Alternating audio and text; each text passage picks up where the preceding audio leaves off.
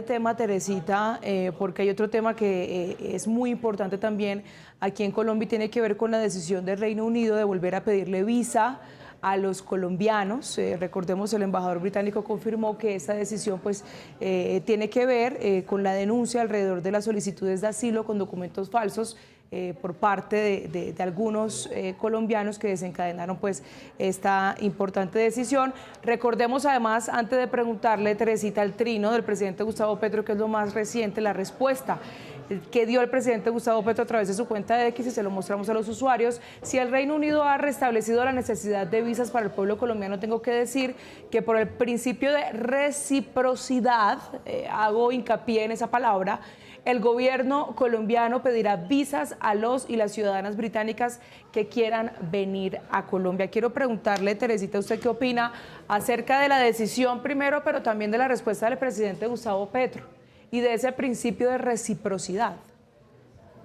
Dos cosas. La primera, la decisión de quitar o no quitar la visa para un país suele no ser tanto una decisión política como se pueda creer, sino una decisión administrativa. Los funcionarios que manejan los temas migratorios están constantemente mirando cuánta gente entra al país, de qué país viene y sobre todo, que es muy, muy importante para el país receptor de turismo o no sin visa, es cuánta gente dice yo voy de turista y termina quedándose ilegalmente. Cuánta gente dice yo voy de turista y termina pidiendo asilo con documentos que aparentemente pueden ser falsos. Eso, más que un tema político, son temas de números de blanco y negro que chequean estos oficiales de manera diaria y hay unas cifras. Por ejemplo, si más del 10% de los turistas que entran sin visa se quedan ilegalmente, pues es un momento de revisar la política de visas. Como digo, esto suele ser decisiones blanco y negro muy administrativas. Ahora, el tema de reciprocidad es un tema que se maneja en las relaciones diplomáticas de los diferentes estados. Y la reciprocidad está en el tema, por ejemplo, diplomático. Si yo tengo relaciones con un país y, y él no ha abierto relaciones conmigo, la reciprocidad obligaría a que eso se abriera. Es decir, el quid pro quo es muy normal en el tema diplomático.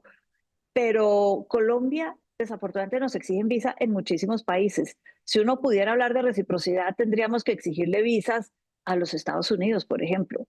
Tendríamos que exigirle visas a los canadienses, a los australianos. En algún momento, más que visas, se pensó en aras de la reciprocidad, en exigirle a algunos de estos países que pagaran una tarifa de ingreso al país equivalente al costo para un colombiano de la visa. Ahora, otras maneras es exigir visas de trabajo, de educación que ya se piden y simplemente hacerlas más costosas. Pero el tema de la reciprocidad en este momento, para un gobierno que dice que el turismo va a reemplazar el petróleo, en este sentido, pues puede ser contraproducente, pensaría uno.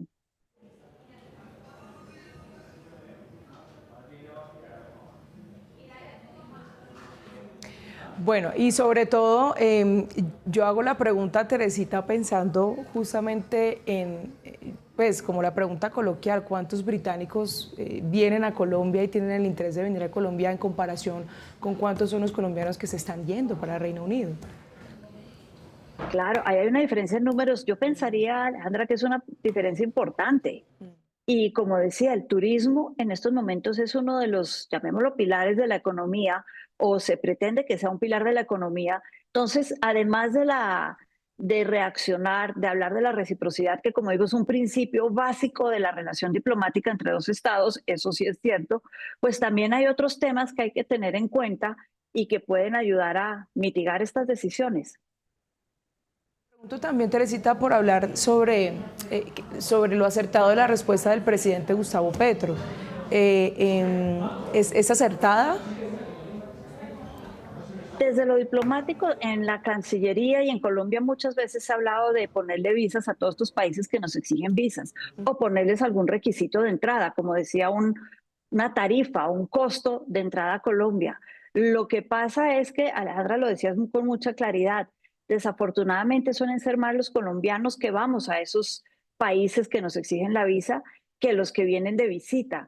Entonces ahí estaríamos generando una especie de déficit de turismo, un imbalance turístico que no nos conviene. Entonces, yo creo que lo primero es sopesar todos esos temas y entender que si bien lo otro es válido, pues hay muchos factores que hay que tener en cuenta antes de tomar una decisión de esas. Pues